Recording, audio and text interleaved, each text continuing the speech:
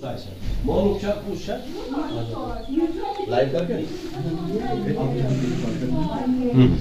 नाम हसन जावेद है। मैं नटीपोरा इरफान कॉलोनी में रहता हूँ, सेक्टर सी में। जैसे कि आप अभी देख रहे हैं, कल ही की बात है, 1:30 बजे से लेकर 2 बजे तक हमारे घर में चोरी हो गई है। ये लॉकर है जिसमें मेरे घर वालों ने पैसे वैसे वो रखी थी, गोल्ड रखे थे।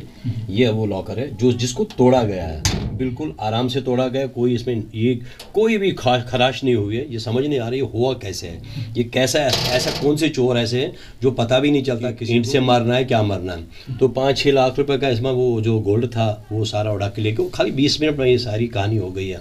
अब सवाल ये है कि आज कोई नहीं था घर में एक्चुअली उस वक्त 1:30 बजे मिसेज निकली थी बच्चों को लाने के लिए, वो 2 बजे वापस आ गई थी। 10 मिनट कम 2 बजे वो वापस आई थी। तो यहाँ पर ये खाली पड़ा था, ये सारा खत्म हुआ था। तो सवाल ये है कि अभी 4 दिन उससे कल से 4 दिन पहले यानी कि इसी हफ्ते में ये मेरे पड़ोसी है मोहम्मद सिद्दीक साहब, इसने कुछ पैसे बेचारों ने जमा करके रखे थे बेटे की शादी के लिए, 1,75,000 रुपया।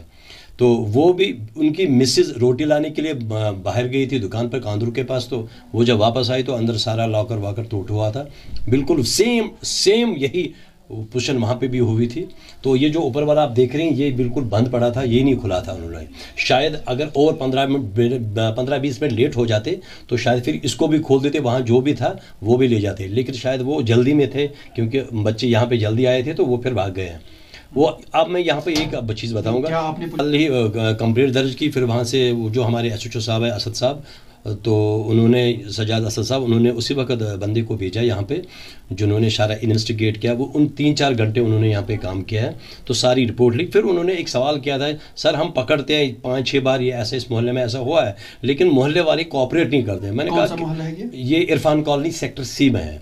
कैसे कोऑपरेट है? बोला हम इन्वेस्टिगेट चाहते हैं कि हर घर में, जिस घर में लड़का हो, क्योंकि बुजुर्ग आदमी तो कर ही नहीं पाएगा, जिस घर में लड़का हो हम वहाँ पे इन्वेस्टिगेट करना चाहते हैं। मैंने कहा ठीक है कर दीजिए।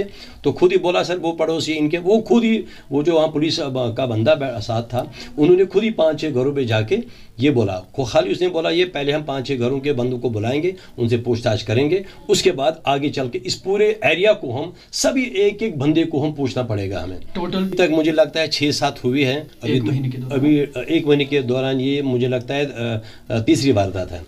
दुकानदार हमारे भाई है निसार साहब, बहुत ही गरीब आदमी है। उसने 5,000 से दुकान स्टार्ट की थी, कोई से उधार ला के, उसका भी बहुत बड़ा नुकसान। उसने भी पुलिस ने कंप्लेंट की थी, फिर आगे अभी तक कुछ हुआ नहीं। अभी जो मोहम्मद सिद्दीक साहब है उन्होंने भी कंप्लेंट की, उन्होंने भी डिटेल बात बताई, उसका भी अभी तक कुछ हुआ नहीं है। और कल भी मैंने जैसे एज़ पर फॉर्मेलिटी जो इसकी है वो हमने पूरी कर दी। आज उन्होंने 5-6 फैमिलीज़ को, बच्चों को बुलाया था। मैंने कहा ये आप खुद कर दीजिए जिसको पूछना है।